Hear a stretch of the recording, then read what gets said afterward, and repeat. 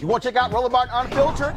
YouTube.com/Roland S. Martin. And subscribe to our YouTube channel. There's only one daily digital show out here that keeps it black and keep it real. It's Roland Martin Unfiltered. See that name right there? Roland Martin Unfiltered. Like, share, and subscribe to our YouTube channel. That's YouTube.com/Roland S. Martin. And don't forget to turn on your notifications so when we go live, you'll know it.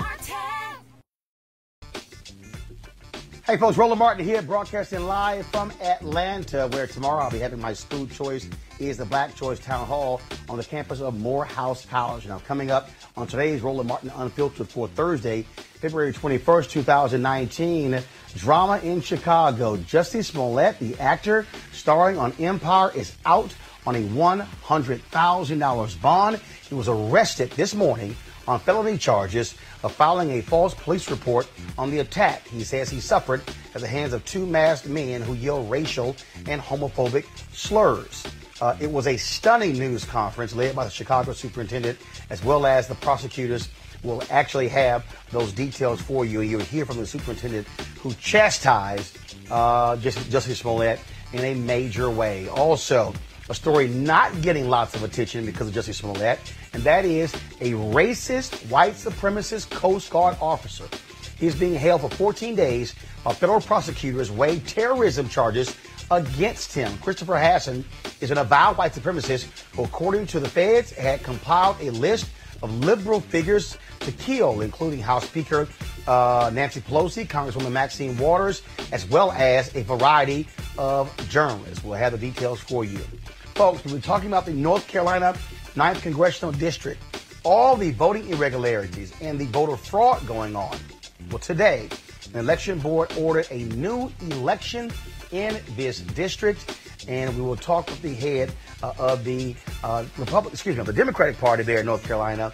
And of course, the biggest charges are that it was a Republican who was involved in voter fraud. Oh, we can't wait to have that conversation. Now, one of the richest black counties in America has a police department that discriminates against black and brown cops and citizens.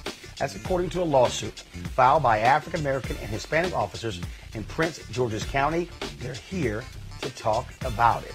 Also, cops seize millions of dollars every year in cash and property from folks merely suspected of a crime. The Supreme Court this week may have ended that, or at least curtailed that practice. We will break it down right here on Roland Martin Unfiltered. All right, folks, it is time to bring the funk on Roland Martin Unfiltered.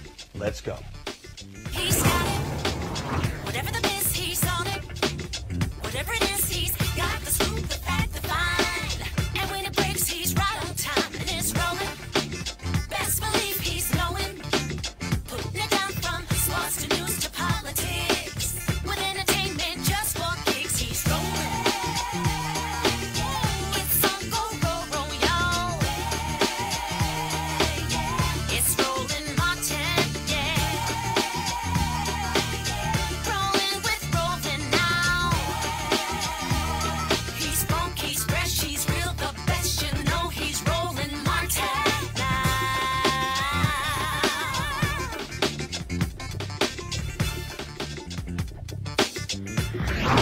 Martin. Had nothing here. All right, folks, our top story, the arrest of Jussie Smollett, the actor who stars on the Fox show Empire. This is not the photo he wanted the world to see. It is the mugshot of Jussie Smollett, who this morning turned himself in to Chicago police. It took place at 5 a.m. Chicago time. He was arrested on a felony charge of disorderly conduct, alleging he made a false police report as a result of him saying that he was attacked by two men yelling racist and homophobic slurs and shouting MAGA. The police say they have all the receipts in the form of a $3,500 check. They say Smollett wrote to the two Nigerian men who staged the attack on him. You remember, it took place on January 29th, around 2 a.m., when Smollett said he was attacked by two men wearing masks who yelled racial and homophobic slurs and said he was in MAGA country. Chicago police began to investigate, looking at videos and a variety of things. And as the days progressed, his story began to unravel. Chicago police say the whole thing was made up, a made-up publicity stunt in order to garner him attention and a raise on the show. Chicago Police Superintendent Eddie Johnson was clearly angry at a news conference this morning in the Windy City. Good morning, everyone. Before I get started on why we're here, as I look out into the crowd, I just wish that the families of gun violence in this city got this much attention, because that's who really deserves the amount of attention that we're giving to this particular incident. So this morning, I come to you not only as the superintendent of the Chicago Police Department, but also as a black man who spent his entire life living in the city of Chicago. I know the racial divide that exists here. I know how hard it's been for our city and our nation to come together. And I also know the disparities, and I know the history. This announcement today recognizes that Empire actor Jussie Smollett took advantage of the pain and anger of racism to promote his career.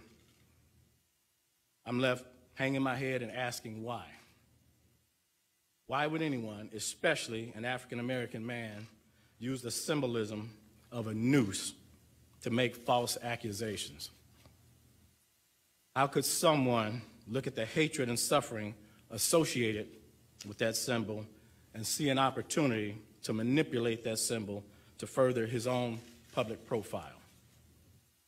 How can an individual who's been embraced by the city of Chicago turn around and slap everyone in this city in the face by making these false claims?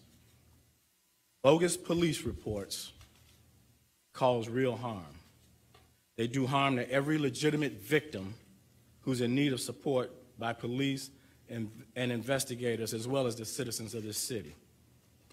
Chicago hosts one of the largest pride parades in the world, and we're proud of that as a police department, and also as a city. We do not, nor will we ever tolerate hate in our city, whether that hate is based on an individual's sexual orientation, race, or anything else. So I'm offended by what's happened, and I'm also angry. I love the city of Chicago and the Chicago Police Department, warts and all. But this publicity stunt was a scar that Chicago didn't earn and certainly didn't deserve. Now, folks, Jussie Smollett had his bail hearing this afternoon. His bail was set at $100,000. The judge in this case, Judge John Fitzgerald Light Jr., who's African-American, scolded Smollett. This is what he said, quote, "The most vile and despicable part of it, if it's true, is the noose. That symbol conjures up such evil in this country's history." Fox, which carries Empire, says they are monitoring the situation. Smollett's attorney put out this statement, quote, "Like any other citizen, Mr. Smollett enjoys the presumption of innocence, particularly when there has been an investigation like this one where information, both true and false, has been repeatedly leaked. Given these circumstances, we intend to conduct a thorough investigation and to mount an aggressive defense. If convicted, Smollett faces up to 3 years in prison, in state prison, and could be ordered to pay the cost of the investigation, which involved more than 20 Chicago police detectives over the past 3 weeks. Joining me right now is Cleo Monago. Of course, Cleo is a behavioral specialist, and we have several others who will be here. But let me first go to Cleo.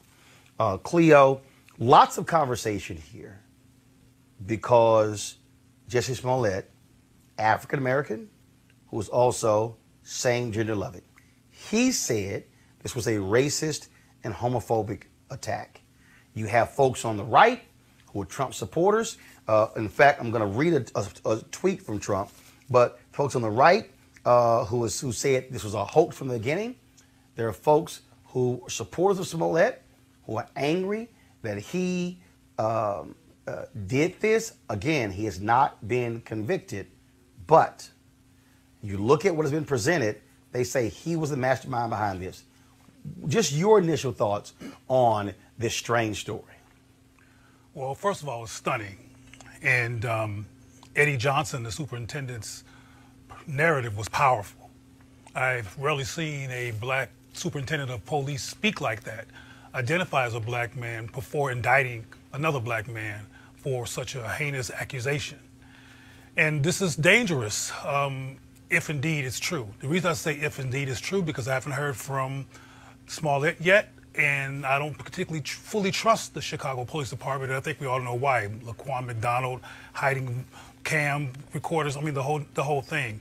But one thing I want to give us something to consider is that this is a high-profile anomaly. If indeed it's true, it's not the black community. It's a high-profile anomaly. It's very rare, if ever, that a black person creates something like this. And because it's so high profile, there's a lot of people are demoralized. There's people like Ann Coulter saying stuff like, well, the reason he tried to do a hoax is because racism is a hoax in America.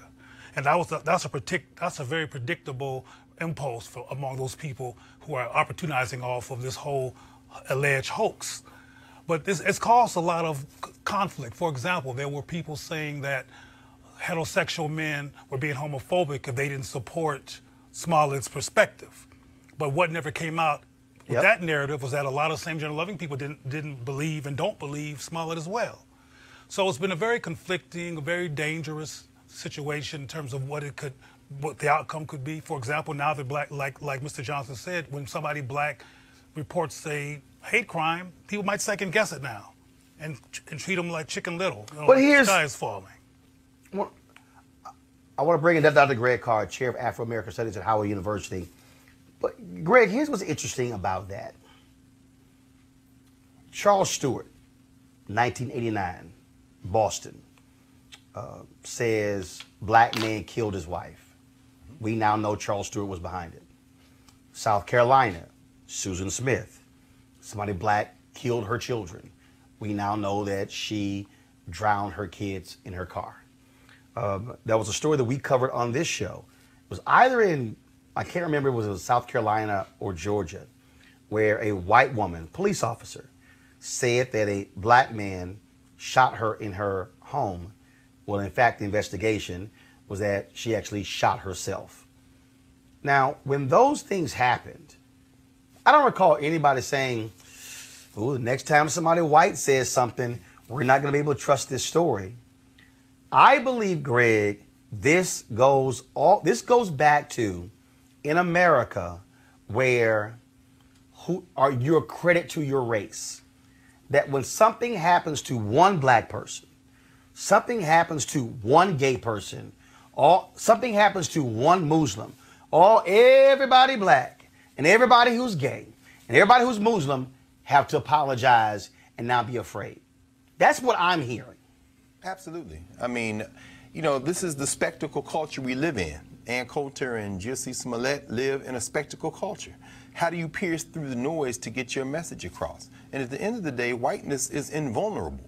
It will always be viewed, because of its invulnerability, as the behavior of human beings, individual human beings. And as you said, when you start talking about non-whiteness, and at the end of that spectrum, of course, is blackness, each one of us represents the entire group. And when you then complicate it further with issues of gender or class, you're talking about another platform where all of that is amplified and one person represents the group. I agree with Dr. Minago. I agree with Cleo. When we heard the superintendent say that, he wished that people would come for homicide or gun violence the way they're showing up for this. They're showing up for this because it is a spectacle culture. And whether or not Brother Smollett did it or not, made this false accusation or not, is almost secondary. Because what we really are seeing is it's another test of the general population, and once again, we have failed because everybody out there had an opinion that they were spewing through a microphone without knowing anything about the facts. So it really is just another test of whether or not we can do anything other than do what we've done. So 7 hours ago, Donald Trump sent out a tweet. But what's interesting, first of all, Donald Trump tweets all the time. But here's what's different here, Cleo. I can't remember the last time where Donald Trump tagged the very person he was talking about. In this tweet, it's @ Jussie Smollett. What about MAGA and the tens of millions of people you insulted with your racist and dangerous comments, #MAGA? Well, we all know that the president has an adolescent mind and plays tit for tat at every opportunity. And you may have seen that he was pretty severely attacked by Smollett, who called him an N-word, a punk, and all kinds of things that he tweeted. And I imagine that Trump, who's a tweetologist, saw that. So he had to get his revenge. And of course, as I said on an earlier show, white supremacists and people like Trump, this was an early Christmas gift for them. This makes them feel like, okay, see, MAGA is not bad and it's not really anything wrong. Again, Ann Coulter said that Smollett committed a hoax because racism is a hoax. So they can't wait to find new veils in which to hide their white supremacy and their evil under. And unfortunately, based on the reports, Jussie Smollett delivered to them an angle in which to continue what they do in a veiled way, and why they claim it doesn't exist. Greg, again, what is interesting here is when people begin to extrapolate one incident somehow changing the dynamic of if somebody comes forward. The reality is this: if there is a future incident that is racial or homophobic, you know what's going to happen? They're going to investigate. And then when they investigate and they verify the claims, then they move forward. What you have here is Jussie Smollett, and again, he's innocent until proven guilty, but based upon the evidence thus far, he created this elaborate hoax. This, to me, for me, is not this is just going to just change everything in the future, because we have numerous stories where individuals made things up that did not turn out to be true, and it's not like we didn't believe the next person where it happened. Absolutely. I mean, Donald Trump obviously has no credibility as a racist and as a man who's clearly unhinged. We can set him aside for the moment. But the approach that you've taken since this story broke is the approach that all journalists should take. Those of you out there who are practicing journalists like Roland Martin, pay attention. What happened? You said, I can wait. I'm patient. The story has to come out. This is the line we have to draw between journalists and those who are engaging in this spectacle culture, platform-based, trying to get visibility, social media culture.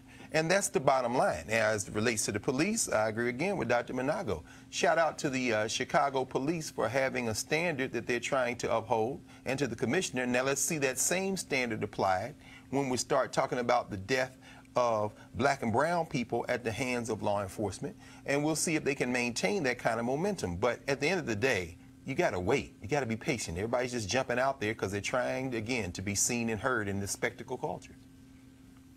But we also Eugene Craig organization. One second. Let me bring in Eugene here. Eugene, let's also just be clear, okay? The reality is the number of cameras were there is because we live in a celebrity-driven culture. Yep. So let's just, I understand the superintendent. I had people who were going, I've never seen this happen, but the prosecutors come out and read the statement. We live in a celebrity-driven culture. When you go through how many followers Rihanna, Kim Kardashian, Beyonce, Jay-Z, and others have, versus individuals who are professors or people who are authors, that's what we have here. And so, yes, you're going to see far more coverage of this because we live in a celebrity-driven culture. But the bottom line is simple.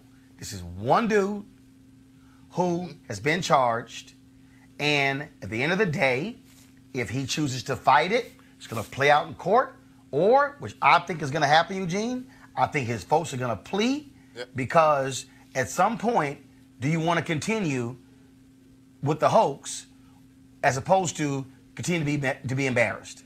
I agree with you. I think he's probably going to end up, his team's going to find some misdemeanor they can plead down to. The guy's a bad liar. I think there are a good cadre of folk that were skeptical of the story from the beginning. Who's out at 15-degree weather, running around with bleach and a noose. It was a horribly put-together hoax. If you're going to make the whole, this is racist white guys that did this, I'm pretty sure there are enough racist white guy in the Chicago metro that you could have paid double blind to make this thing happen. But that's neither here or there. But I agree 100% with you. We are in a social media age. We are in an age of influence. We're in the age of celebrity. And, I saw the frustration in the police superintendent's press conference of the media that was surrounding this, but it became a story of interest because of the person that was involved. Now, if the police superintendent wants to welcome that same media scrutiny when we have another Laquan McDonald or another Mike Brown or another Trayvon Martin or Freddie Gray, then by all means. So by all means. But furthermore, I do like the standard that's being set here when it comes to false police statements. I just hope that same energy is kept across the board going forward. But it's not. As Mr. Johnson said. Let's talk about this case, which again, I'm sure others are not really paying attention to, and that is a major crime planned by an avowed white supremacist, a white domestic terrorist who is a lieutenant in the Coast Guard. I'm talking about Christopher Paul Hassan. He is, again, a Coast Guard lieutenant assigned to headquarters in Washington, D.C. He was arraigned today in federal court on charges of illegally possessing weapons and drugs. But prosecutors said that was the tip of the iceberg. In documents they filed, Hassan called for focused violence, quote, focused violence to establish a white homeland. And he intended to kill civilians on a large scale. He had a spreadsheet with his targets, including cable news hosts and politicians like House Speaker Nancy Pelosi, also Congresswoman Maxine Waters. Now, about half of the folks on the list were people of color. Congresswoman Sheila Jackson Lee, you have Congresswoman Ilhan Omar, and Congresswoman Alexandria Ocasio-Cortez. Also, Senators Kamala Harris and Cory Booker.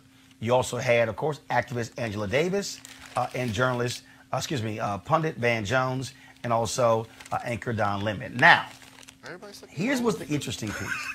This is very similar to the previous white supremacist who was arrested, who sent these various packages that did not go off. He, too, had a list of political leaders and journalists. The reason that one hit close to home, I was one of the people who that man also researched and was on his list to send a bomb to. Now, here's the deal. Now, if you want to compare the two cases, Greg Carr, here you have an avowed white supremacist, a member of the Coast Guard, one of the 5 branches of the military in this country, who they found a major arsenal. If we have the photo of the guns they discovered, please pull it up. This major arsenal, this guy was plotting to kill multiple people to create a white homeland. If you had to compare Jussie Smollett, Christopher Hassan, not even a comparison. And I'm checking right now, I don't see a tweet from Donald Trump. Greg. That's because Donald Trump supports this man. Let's be very clear. Joe Scarborough said this morning on his show. He says, I know Donald Trump, and I know that his silence is some way support. This guy is not only in the Coast Guard, he's an ex-Marine. And according to the New York Times today, he studied a 1,500-page manifesto by a Norwegian who talked about how to execute this type of targeted violence. This guy wrote about Charlottesville and saying, I don't believe that protests, this unite the right kind of thing, is very effective. We need to have some targeted violence.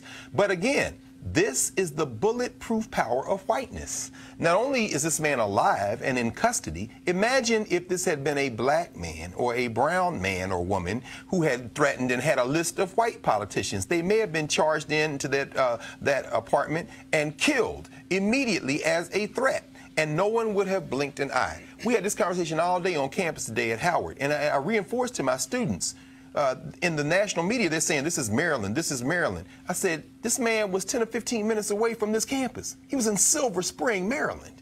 Please understand that our lives are forfeit at any given moment. And until the state takes black life, brown life, non-white life seriously, we will continue to see this type of uptick in violence. And this man, an open racist and an open violent veteran of the United States military, suborned in many ways by the rhetoric of the President of the United States, will act with impunity. We're just fortunate he didn't pull the trigger on any of those weapons he was found with.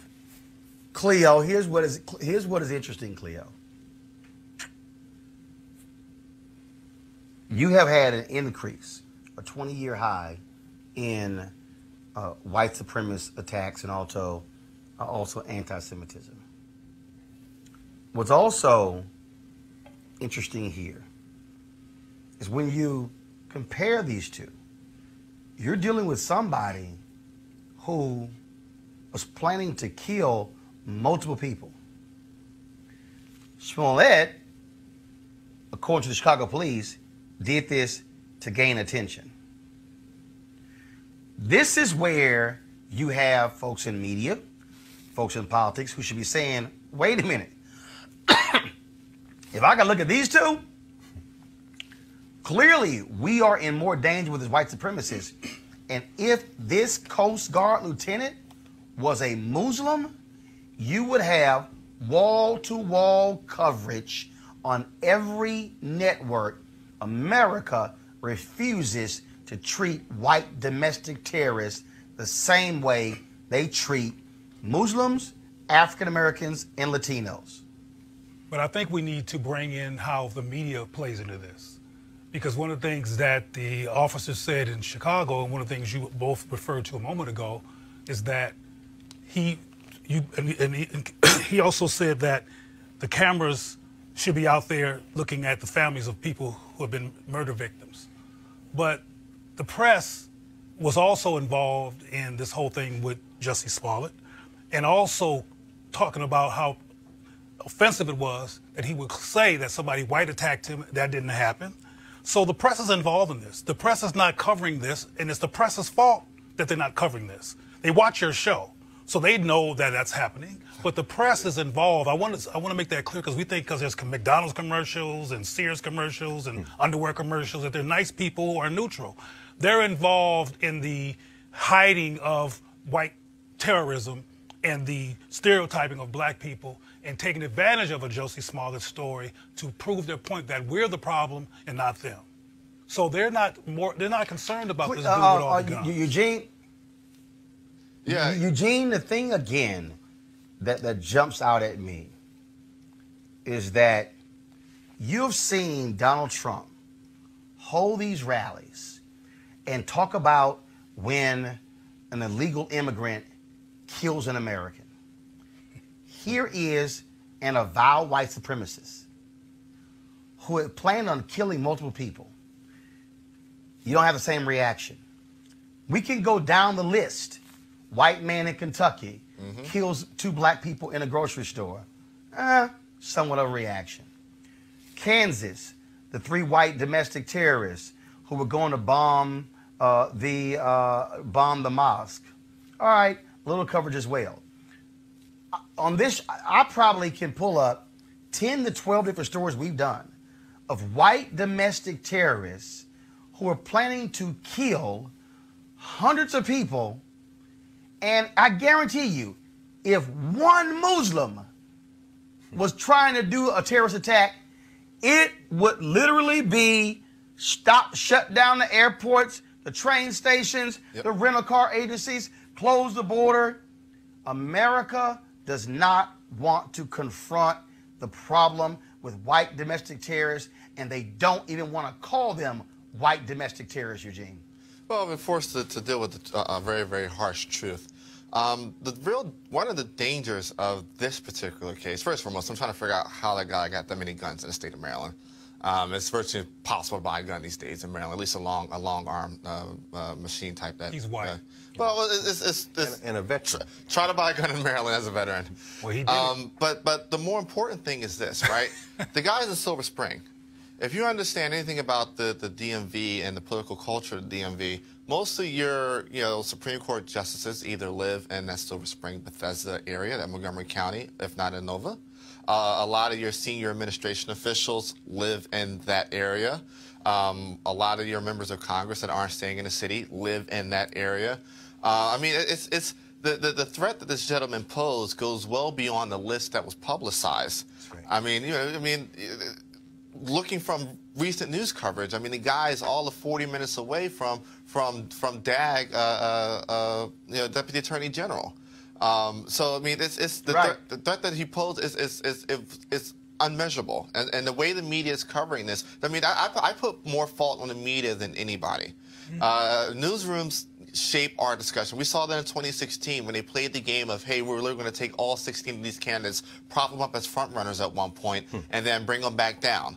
I mean, the media literally created the Donald Trump presidency with the coverage they gave him. That's true. And with, But the issue with it, but I'm trying to broaden this beyond just media. And what I'm saying is political leaders, mainstream white media, as well as so many others, do not want to confront or deal with the reality of white domestic terrorism.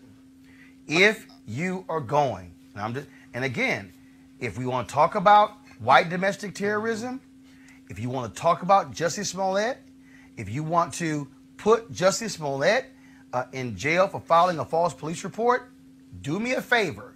Go arrest Carolyn Bryant, the woman who is still alive. She's got to go to jail. Who lied to police, lied on the witness stand, and it was white domestic terrorists who killed Emmett Till. But again, in this country, we don't want to call them who they are, and we don't want to own up to it.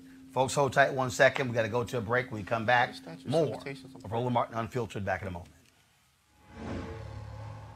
Hey fam, I want you to like, share, and subscribe to our YouTube channel, youtube.com/Roland S. Martin. And don't forget to turn on your notifications. Huh? All right, folks, I want to thank Bishop T.D. Jakes for being one of the partners here for Roland Martin Unfiltered. The International Pastors and Leadership Conference is where thousands of entrepreneurs, intrapreneurs, and leaders unite from April 25th through 27, 2019 in Tampa Bay, Florida. Over the span of 3 days, you will glean deep insights on how to catalyze the greatest impact in your enterprise at this highly anticipated leadership conference. And whether you're a CEO or an attorney, get ready to elevate your effort to impact people, processes, workflow, investments, marketing and advertising, communication, and more. The International Pastors and Leadership Conference will equip you to make a positive impact in today's cross-generational environments. Bishop T.D. Jakes, the founder and visionary of the International Pastors and Leadership Conference, will lead this year's leadership conference. Joining him will be a phenomenal team of industry thought leaders, speakers, and entrepreneurs who are called to change the world. You must be there at the Tampa Convention Center, April 25th through 27th. Again, inspired by Bishop T.D. Jakes, a New York Times best-selling book, Soar, Build Your Vision from the Ground Up. The International Pastors and Leadership Conference will expand upon leadership and entrepreneurship strategies, among other themes. Speakers include Bishop T.D. Jakes, Corey Anthony, Pastor Teray Roberts, Pastor Craig Groeschel, Robert Brown, Bishop Dr. Pat McKinstry, Cynthia Marshall, Bishop Walter Thomas, Brett Fisher, Dr. Anita Phillips, Pastor Miles McPherson, Bishop Noel Jones, Reverend Tony Lee, Dr. Antipas Harris, Marquise Boone, and others. How to register? Go online at pastorsandleaders.org, pastorsandleaders.org, or text PL Now. That's P, Pastors, Leaders, L, Now, N-O-W, to 28950. That's 28950. You can also call 1-800-BISHOP-2. That's 1-800-BISHOP-2. And again, we appreciate Bishop T.D. Jakes being a partner and helping to support Roland Martin Unfiltered. All right, folks, let's go to North Carolina, where Republicans, frankly, have been busted for voter fraud, election fraud, in North Carolina's 9th Congressional District. Today, the election board there, the State Board of Election, ordered a new election in that particular race after the Republican candidate, Mark Harris, called today for a new election. Now, he had led by 905 votes, but we also know that we have folks who have been talking about how ballots were manipulated or simply thrown out, how you had this enormous number of absentee ballot requests, but then from Democrats, but then you saw this huge number turned in for Republicans. Talk about crazy. Folks, our guest there, Leslie McCrae McDowell. Dallas working for Harris. Dallas was allegedly illegally collecting absentee ballots and possibly filling them in for the GOP candidate. Now, there have been hearings that have been taking place. They started on Monday, and there was a whole lot of evidence and testimony pointing to fraud, damaging information. Most damaging was the candidate's own son, Harris's own son, who testified that he told his father not to hire Dallas. The younger Harris happens to be a U.S. attorney. He believed that Dallas had broken the law in previous elections and told his father that in phone calls and emails, don't hire him. But the elder Harris repeatedly denied he had been warned about Dallas. Sounds like somebody's lying. With the son's testimony and the emails between them contradicting that assertion, Harris may have decided to cut his losses and call for a new election, which could include a new primary and general election. Joining us right now is Cynthia Wallace. She is the chair of the Democratic Party in North Carolina's 9th Congressional District. Cynthia, how you doing? Good. How are you, Roland? I'm doing great. You got to love all these Republicans talking about voter fraud, and it's Democrats, and we got to have voter ID. And here we have Republicans. Yes, what we call it is election fraud. In the 9th Voter district. fraud is when the voters are doing something. Election fraud is when the voters are the victims. And that's exactly what we have here. They are the victims, our voters. And the thing that, again, was amazing is the constant lying by Harris. And to have his own son bust him in a lie has to be just hilarious to you to see how this thing played out. It was quite a stunning turn of events on yesterday. His son was even a surprise witness to Harris. Mark Harris, his lawyers didn't know his son was going to testify. And he was blunt, he was straightforward, he gave the facts as they were. He actually brought his own evidence with emails of conversations he had had with his father from April of 2017, where he very clearly told his father that Dallas McCray was a shady character. And his lawyer, his father and mother chose to use him anyway. Well, and also I think what is interesting about this, because it's amazing how right-wing media just not covering this story at all. And what it also speaks to is when you begin to uncover this, this might not just be the only election. You literally might have had elections, multiple elections, stolen from the people over the last number of years. Yes, and one of the things that I think is the critical thing to take from this is our rural communities. Our rural communities have been complaining about things like this for years and for decades. And so when you look at things like that, and now that a congressional race was in the mix, that's why this got attention.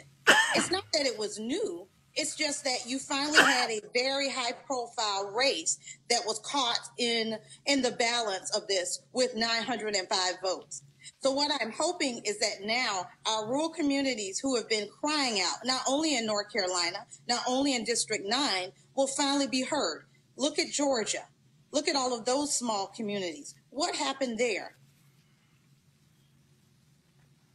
Well, first of all, it has been, first of all, folks like you, Democracy North Carolina, NAACP, and others who were on this case, who kept pressing this issue.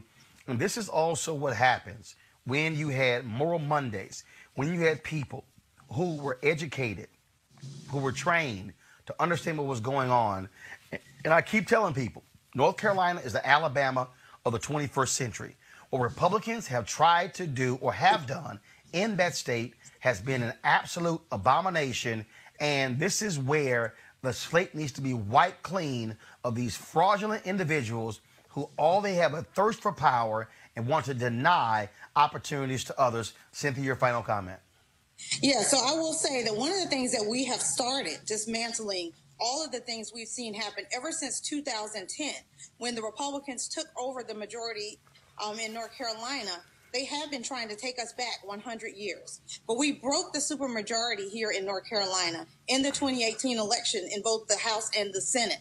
And so now we are looking to completely flip the House and the Senate back to Democratic hands so that we can go back to some normalcy in North Carolina, so North Carolina can be that beacon that it used to be when I moved here 13 years ago, because it was such a progressive place. And so we know that we will make that happen. We know that we now have a chance, as I've been saying for the last 2 years, to hashtag flip the ninth North Carolina one more time. So we're looking forward to winning this seat and winning more in 2020. All right, Cynthia, we appreciate it. Thanks a lot. I want to quickly go to my panel. Eugene, it's amazing how Republicans are so quiet about the North Carolina ninth. As a Republican, this has to be the wildest thing North Carolina's given us since Speedy Pablo. I mean, this is crazy. I mean, this is to have your son, who's a sitting U.S. attorney, tell you not to hire somebody. You still hire him, and then the guy comes in and commits election fraud. The thing is this, anybody who's ever worked in a campaign, at that level, there's very little that the candidate doesn't know top level, which meant that he probably knew that the guy, that his operative was actually committing election fraud, which pretty much implicates him as well. And the son kind of implicated him today during the testimony.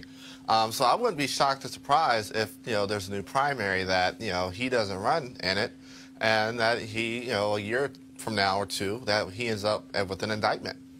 I mean, as a candidate, everything, the buck stops with you and the treasurer. Cleo, then Greg. Cleo first. Cleo has nothing new to say about the fact that these Republicans be tripping, and they do what they do. I just always am blown away by the likes of Eugene Craig, who critiques the party that he's glued to. You know, it's like an oxymoron. Sometimes it's like it's mostly a moron. Look, we all pick but I our don't gangs. know, you know. That's all I can say. It's like the Republicans are doing what they do. Greg Carr. Well, I'll just say very quickly, there are 2 sitting governors that are a direct result of voter fraud in the last 6 months, one in Florida and one in Georgia, voter suppression, rather. That's right. There's the President of the United States that is in the White House as a direct result of fraudulent behavior and voter suppression in places like the county, Milwaukee County in Wisconsin.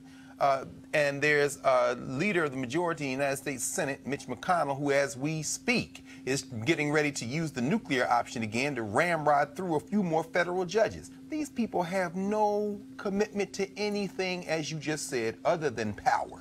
What is happening in North Carolina is far from an anomaly. It is, in fact, business as usual for white supremacy in the United States of America. Yeah. Thank you. All right, folks, got to go to a break and come back. We'll talk about racial discrimination on the Prince George's, Maryland County Police Department. That's next on Roland Martin Unfiltered. You want to support Roland Martin Unfiltered? Be sure to join our Bring the Funk fan club. Every dollar that you give to us supports our daily digital show. There's only one daily digital show out here that keeps it black and keep it real as Roland Martin Unfiltered. Support the Roland Martin Unfiltered daily digital show by going to RolandMartinUnfiltered.com. Our goal is to get 20,000 of our fans contributing $50 each for the whole year. You can make this possible. RolandMartinUnfiltered.com.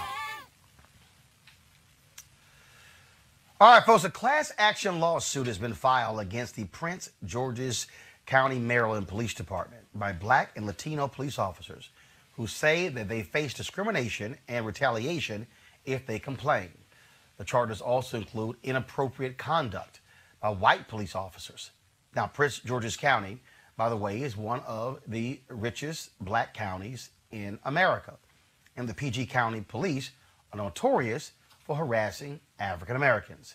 We're joined now by 2 of the officers involved in that suit, Thomas Boone, president of the United Black Police Officers Association, and Joe Perez, president of the Hispanic National Law Enforcement Association. Gentlemen, welcome to Roland Martin Unfiltered. Thank you. Thank you. So, Thomas, I want to start with you. For our viewers, explain to them examples of exactly what took place, how Black and Latino officers were targeted. We were targeted by the punishments that we were given by the police department, the sexist views of the police department. We have our personally owned Me Too movement going on within the Prince George's County Police Department. We have patterns and practices as well as investigations that are not completed by Internal Affairs Division when it comes to citizens of Prince George's County. So when citizens are voicing a complaint or file a complaint, they're not properly investigated, and we've had people within our own Internal Affairs Bureau who actually complained about that and wanted to see more done.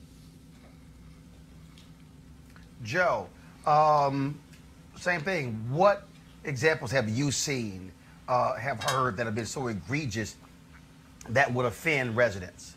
Well, one of the biggest examples is we've had officers respond to a scene of something, you know, let's say it's a domestic or, you know, a call for service.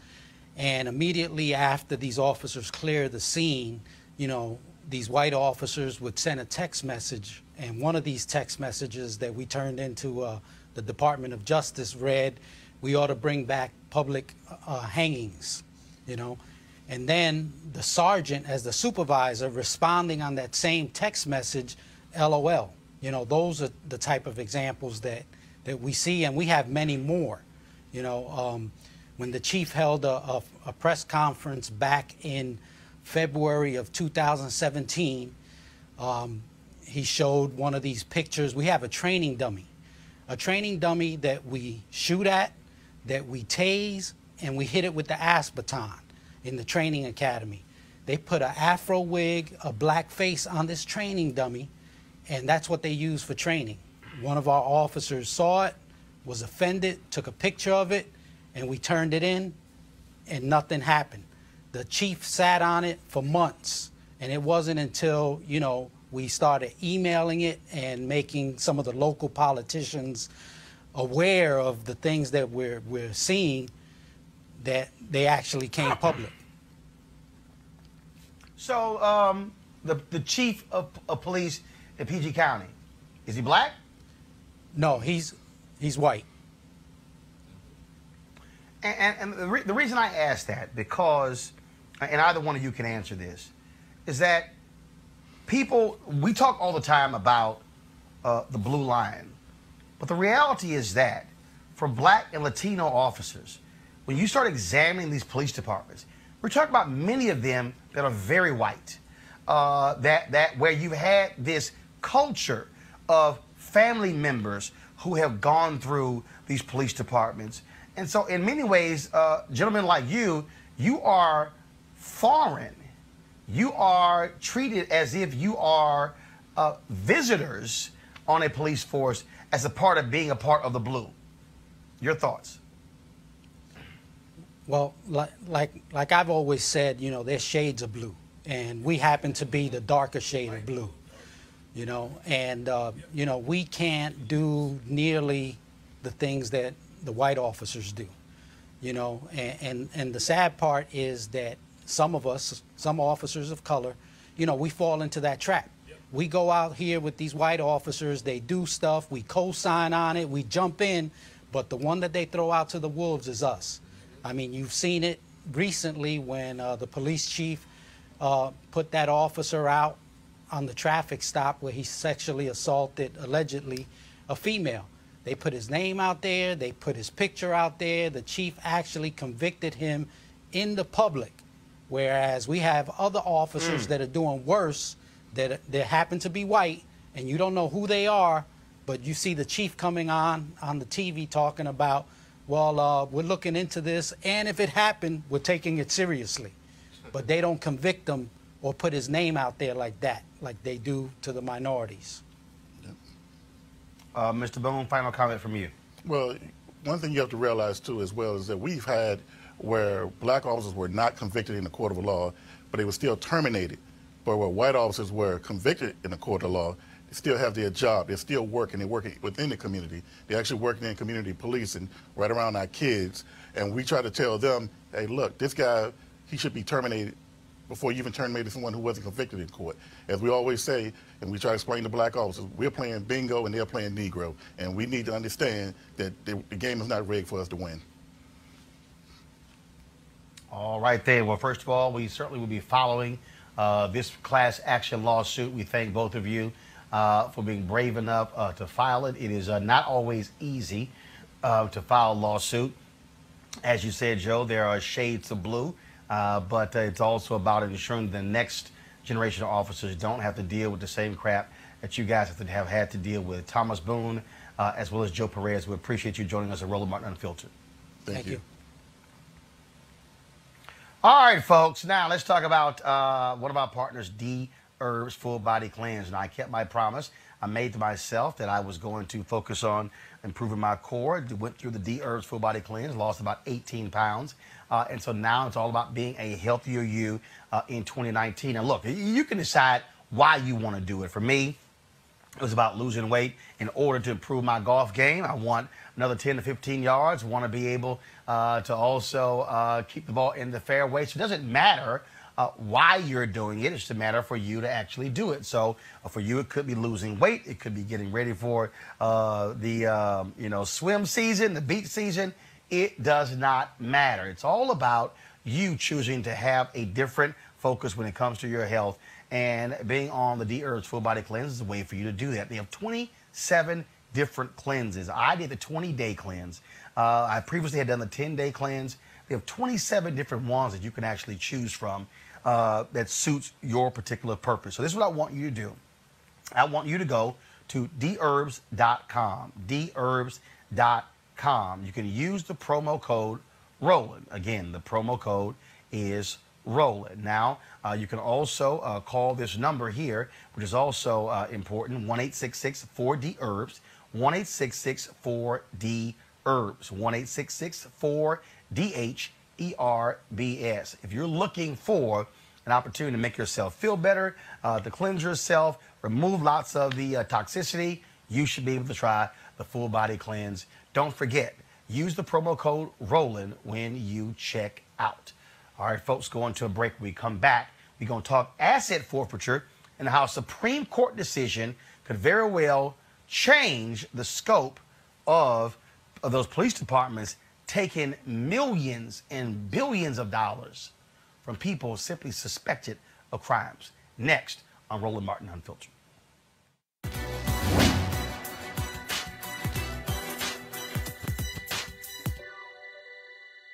None of us are responsible for our birth. Our responsibility is the use we make of life. Novelist and newspaper person Joshua Henry Jones.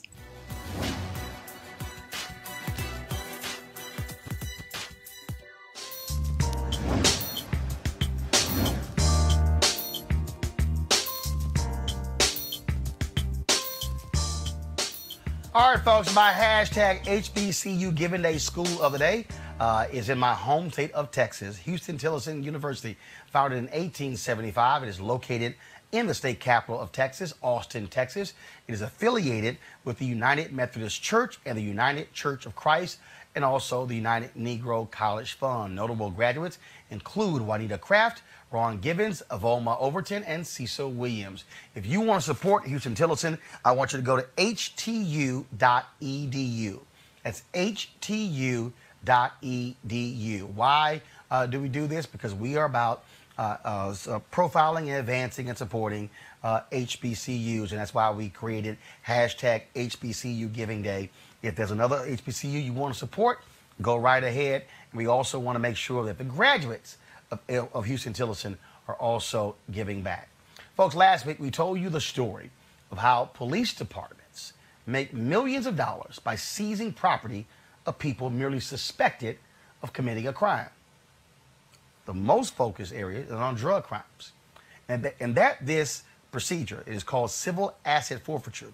Affects African Americans at a higher rate than white Americans. It is just another injustice in the criminal justice system. Now, that could be coming to an end because this week, in a unanimous vote, Supreme Court said the Constitution's prohibition on excessive fines applies to state and local governments.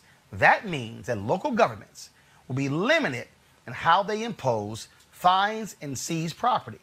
It might end civil asset forfeiture altogether. Now, the case that was decided this week was about a man who owned a $42,000 Range Rover. He bought it with an inheritance that the cops then seized because he was arrested on a minor drug charge. Now, the court said that the seizure was unconstitutional. Just bringing my panel right now. And Greg, I want to start with you. This is what we know. We know that cities, counties across this country, and we've seen the examples from Ferguson and other areas, how they have been imposing massive fines on poor people, keeping them locked up, leading to them to lose their jobs. They might even do a situation where they would small, petty deal that could be easily dismissed or paid for. They would order the person to wear electronic monitoring. They had to pay for it. They're now spending $1,000, $2,000, $3,000. I mean, this is a way that poor people in America have been attacked and used and beaten down upon by cities. This Supreme Court decision is critically important. Absolutely, absolutely. There are three things. Number one, the decision, of course, and in the case of Tyson Timbs, of course, who you're talking about in Indiana, the seizure prompted this. So yeah, this could be important. We don't know because states still have broad discretion. What this will do is empower judges to look more closely at seizures, these civil forfeitures. But there are two other things involved as well. One, the opinion was written and read from the bench by Ruth Bader Ginsburg. So we're glad that Justice Ginsburg is back and hearty, and we hope she lives another 100 years. That's number one. But also, Clarence Thomas wrote separately. In his concurrence, Clarence Thomas said he would have reached the same outcome, but he would have used the privileges and immunities clause of the 14th Amendment instead of due process clause. Why is that important? Because Clarence Thomas does not believe in substantive due process. He writes to say that I don't believe that there's a substantive due process in the 14th Amendment that would extend to made-up rights like privacy. Why is that important? Yes, it was 9-0, but understand that Clarence Thomas has his left eye on a woman's right to choose, on the right to privacy. So he did not agree with the court coming through due process. Cleo Monago, this is a very interesting issue. We talk about civil asset forfeiture. I previously had an executive from the Koch brothers Foundation. Yeah. And they, as libertarians, are very much against civil asset forfeiture. You have folks like Grover Norquist, conservative, all about no taxes, who doesn't like civil asset forfeiture. So this is one of those issues where you have these strange bedfellows, liberals, progressives, conservatives, libertarians, folks who disagree on a bunch of other issues, but on this issue, who say this is simply foul. Well, people have extended families. You know, even if it doesn't affect them personally, they have family members who have been and can be affected by this.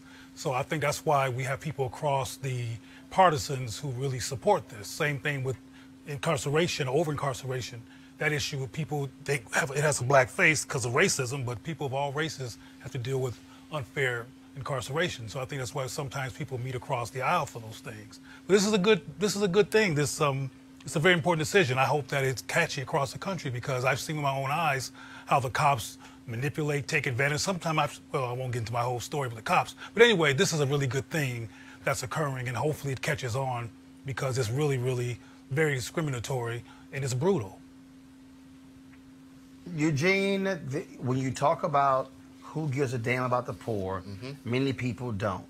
But what these cities and these towns are doing, where they are targeting the poor, where they're seizing property, slapping them with excessive fines, it is undeniable how despicable these actions are, and they are keeping these folks further burdened in poverty as a result of using the tactics of law enforcement to do so. Yeah, and the thing is this, civil asset forfeiture is a system-wide tool. It's not, the police may seize it, but, the state's attorney is going to be the one that, some creative counties they'll bring the suit against the actual item and not the person. And many times it's without a charge of the person, and many times it's just on basic suspicion, which is, lower bar than what would be needed to actually search a car, search a vehicle, or search a property. I'm a member of the 2020 Club of America, one of the only black bipartisan criminal justice reform organizations. And civil asset forfeiture has been something that's been on our radar for a very long time. We were able to partner with the Koch industry and Koch Foundation to help put this on their radar. But I'm excited about this ruling. See the 8th Amendment applied. I think this ruling could be applied in a lot of different ways. Just here in the District of Columbia, the way that, camera tickets double every 30 days. That could be held as excessive fining. The way, simple things like toll easy pass violations. A $50 fine on a $1 toll. These are. I've seen so many applications for this ruling within the scope of civil asset forfeiture, but also on the excessive fines. All right, folks. I appreciate it. Great conversation today. Eugene, Greg Carr, Cleo Monago, I really appreciate it. Thanks a lot. Hey, folks, don't forget, tomorrow I'll be broadcasting live here from Atlanta, where we are holding a School Choice is the Black Choice Town Hall event on the campus of Morehouse College at the Ray Charles Theater. Now, it is free and open to the public. We also have daycare available. Now, it's really going to be last from 5:30 to 8:30. 5:30 to 6 with a fair where a number of the organizations out there, you can come and get more information from them. Then, of course, we'll have the town hall for 2 hours, and in the final 30 minutes, we're going to have the fair pick up as well. Why are we doing this? Because I fundamentally believe in every form of education that educates our children. Many of you may not realize Howard University, where Dr. Greg Carr teaches, has a charter school.